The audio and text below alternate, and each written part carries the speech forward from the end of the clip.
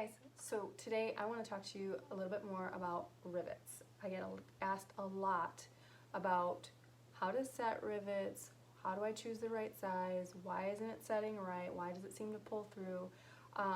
And once you learn how to pick the right size post for your project, learn how to set it right, it's a game changer. I love rivets. I like the security it adds to stress points. I like the look of them.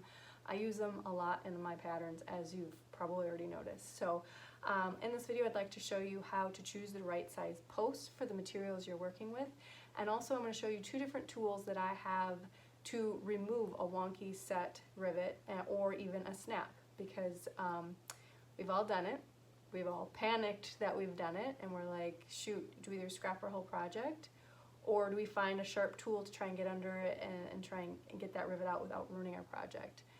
So I'm just going to jump right in and show you the first tool that I have been using, and it's been working well for me, but then I got a specific tool designed to remove rivets that's a game changer that I want to show you as well. So stick around.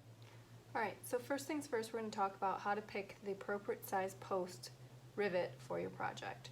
So I'm using a piece of leather that's probably between 2 and 3 ounces folded over twice, and that would usually call for a small rivet. So I get small, medium, and larges from my local Tandy, but I know that gets confusing for a lot of people because when you look online, they're often referred to by millimeter size, and that's the post length.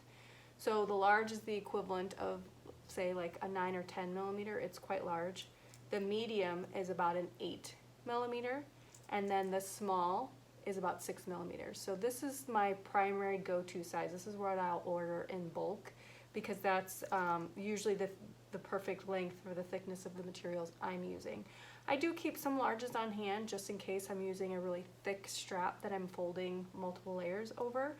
But when it comes to the size post, you want to make sure that it can go just through your material and a cap can comfortably snap on it there. So you could see just a little bit of post hanging out, which means that this will set perfectly.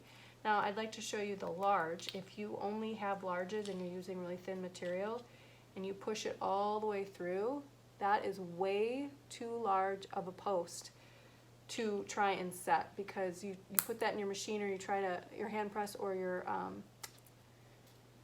manual tool, and it's going to set on an angle, and there goes your strong rivet for reinforcement. It's going to kind of be useless. So we've all set a bad rivet, and either your project's ruined or you're scrounging around for something sharp to try and get under there and pull it out. So what I had been using were these little zipper nippers. They're the same tool that I use to remove the metal teeth off of my zipper tape, but it's got those sharp teeth. And I bring this tool up because a lot of times people have this on hand, or it's certainly readily available at your hardware stores or on Amazon for like 10 or 15 bucks. But because it's got that sharp little teeth area, it allows you to get under the cap a little bit, and then you just have to wiggle it free. And with this, you do risk ruining that top layer of your material. So it's not ideal, but again, desperate times call for desperate measures. So what I would like to show you today is the actual tool designed to remove rivets and snaps even. So if you've set a wonky rivet or it's in the wrong spot and you need to remove it, same thing with the snap, this is the tool. So I'm going to show you how to do that right now. So this super cool tool comes in 2 pieces. You got this one and then the striking tool, and then you've got multiple sized holes that you would line up the cap of your snap or of your rivet with the diameter of the hole that it best fits. So just by eyeballing this and placing this over the hole, I see that the first one is the ideal size for this size small rivet.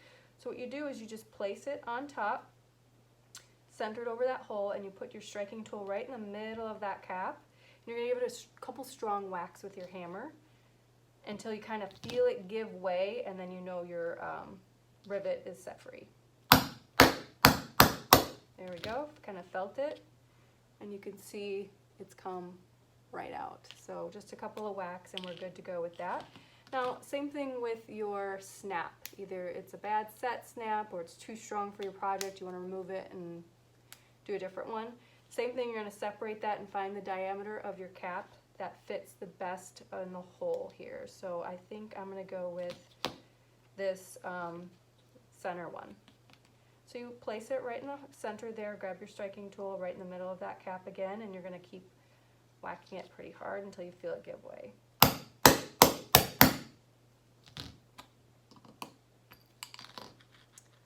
Voila.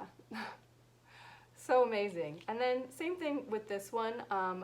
It might seem confusing because there's not that flat cap like there is with the rivet or the snap, but you actually go, same thing, you're just going to go in the hole. So that eyeballing it looks like the second hole looks good, so I'm going to set that right in the middle there, give it a couple of whacks. Okay. Voila. So this wasn't bad price, 30 bucks. I got it from Mountain Leather Company. Very happy with it. So something to add to your tools list if you're looking for something to make your life easier.